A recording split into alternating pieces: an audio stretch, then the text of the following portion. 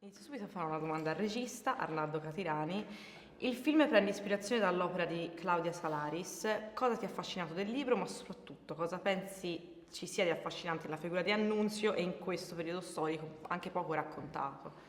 Ma sai, il fascino è enorme, perché sapere solamente che in quel momento, nel 1919, c'era qualcuno che pensava di prendere una città per farne la propria città ideale e fondare uno stato utopico dove l'arte fosse al potere, diciamo, questo è un high concept enorme, no? Soprattutto perché veniamo poi dalla prima guerra mondiale, dal buio della prima guerra mondiale, stiamo per entrare purtroppo poi nel fascismo.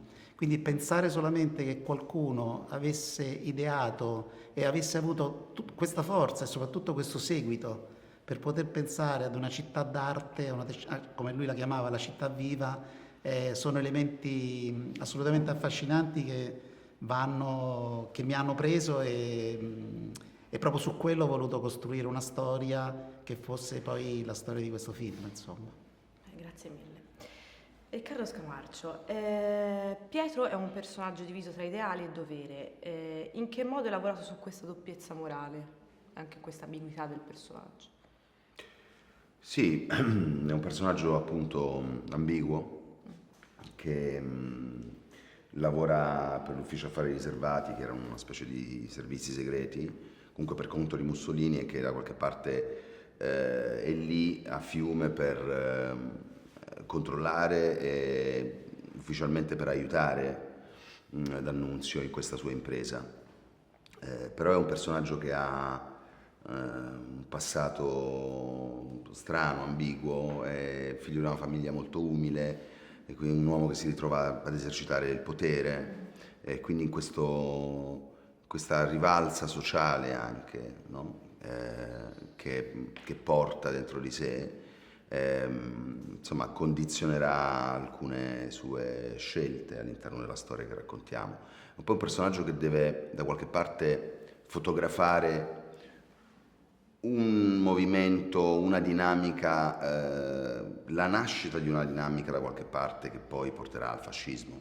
Quindi nel film c'è anche una storia d'amore, per cui il film in maniera secondo me molto intelligente cerca di muovere, di raccontare una storia avventurosa, anche thrilling, perché il film poi diventa un po' appunto anche un po' un thriller, però ecco, appoggiandosi su quelli che erano, diciamo, gli istinti, gli impulsi che nascevano in quel momento storico.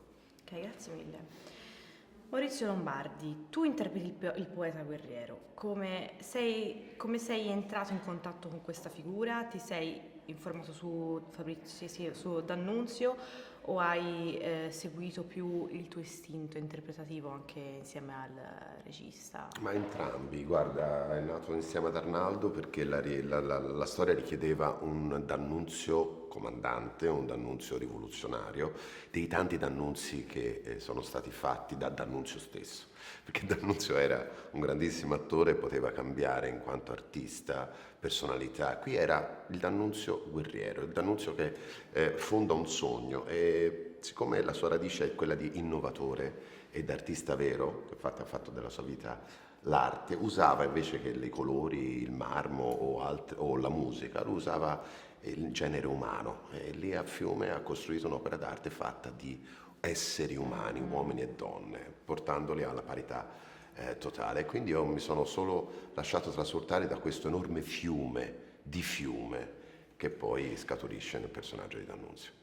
E hai preso anche qualcosa dentro di te, nel senso per interpretare D'Annunzio? Sì, totalmente, come diceva appunto Arnaldo, ci siamo divertiti un po' alla licenza d'uccidere per un attore, cioè quello di usare la vocalità, le posizioni, l'eleganza, quelle cose a volte ti dicono no, troppo, ecco, qui ce l'abbiamo messe con misura, però abbiamo potuto usare, insomma. Grazie. Beh, ma poi sai, se dai la possibilità ad un attore come Maurizio di fare D'Annunzio, cioè, Si diverte. abbiamo Si finito, divertito. è finita della serie, forse anche meno. Sempre al regista, l'estetica del film non passa inosservata. Qual è la chiave visiva che tenevi a raggiungere, alla quale ti sei ispirato? Ma guarda, mi fa piacere che mi fai questa domanda. Cioè, il film doveva avere una chiave visiva molto forte, doveva avere sempre delle immagini che sfondassero un po' lo schermo. Io ho fatto per tanti anni il direttore della fotografia, quindi insomma riuscire a fare un film in costume, che fosse un film che raccontasse poi una storia che ho scritto io con Silvio, con gli attori che avevo scelto che mi hanno detto sì, facciamo questo film insieme. Raccontare questa rivoluzione doveva essere anche una rivoluzione proprio a livello di immagine.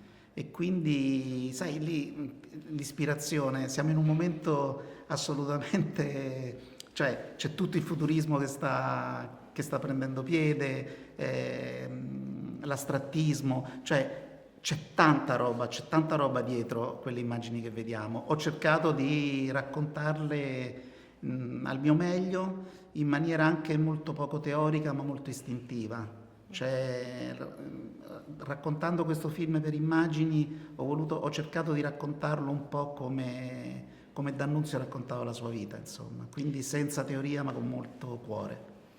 Volevo farvi un'ultima domanda un po' a tutte e tre. Cosa pensate possa arrivare al pubblico contemporaneo da questa storia? Ci sono dei parallelismi, volendo, nella attualità? Dal punto di vista mio, una riscoperta totale, come è successo nei vari momenti importanti della storia. Fiume va riscoperta, Gabriele D'Annunzio va riscoperta, quel messaggio lì va riscoperto, perché c'è fra l'altro poi l'essenza, la carta del Carnaro, che va capita, va letta, perché è una Costituzione perfetta che nessuno Stato oggi può dichiarare.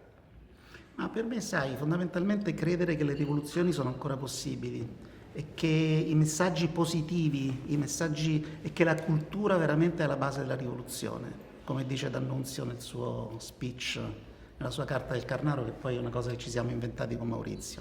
Però fondamentalmente è questo, la grande rivoluzione è la cultura, è l'unica risposta al mondo che abbiamo e che ci sta crollando intorno. Sì, mi associo, cioè in ognuno di noi io penso che dobbiamo conservare uno spirito rivoluzionario, no? E quindi questo film racconta una vicenda storica realmente accaduta e fallita, però è importante ricordare. Nel film c'è anche una storia d'amore di due ragazzi giovani, per cui diciamo ci sono degli elementi che ci possono far riflettere, soprattutto con il mondo contemporaneo che viviamo oggi. Sì. Grazie mille. Grazie. Grazie.